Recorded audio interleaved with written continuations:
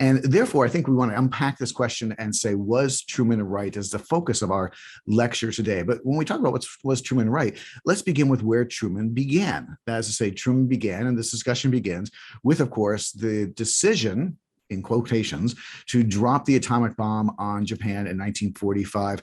And it begins, I think the best way to understand it is with a warning, Truman's warning to the Japanese people at the end of the war in the late phases of July 1945. And in fact, I want to play for you Truman's message so you can hear exactly the ways in which Truman described the situation as a final threat, if you will, to the Japanese empire then on its last legs and its last days.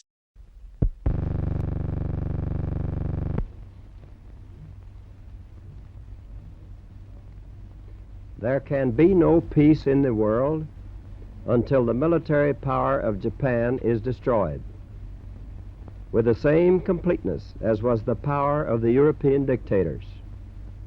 To do that, we are now engaged in a process of deploying millions of our armed forces against Japan in a mass movement of troops and supplies and weapons over 14,000 miles. A military and naval feat unequaled in all history. Substantial portions of Japan's key industrial centers have been leveled to the ground in a series of record incendiary raids. What has already happened to Tokyo will happen to every Japanese city whose industries feed the Japanese war machine. If the Japanese insist on continuing resistance beyond the point of reason, their country will suffer the same destruction as Germany. Our blows will destroy their whole modern industrial plant and organization, which they have built up during the past century and which they are now devoting to a hopeless cause. We have no desire or intention to destroy or enslave the Japanese people, but only surrender can prevent the kind of ruin which they have seen come to Germany as a result of continued useless resistance. That's Truman's message to the Japanese as July turns to August in 1945. And this is a very interesting moment in history because we're going to back up and explore this in greater detail, but Truman has known about the atomic bomb as a project for only a few months now. He's known that it works for only maybe 2 weeks at this point. And he has already, again, given the order, I want to put that in quotation marks for you for later, given the order to drop the atomic bomb unless the Japanese surrender.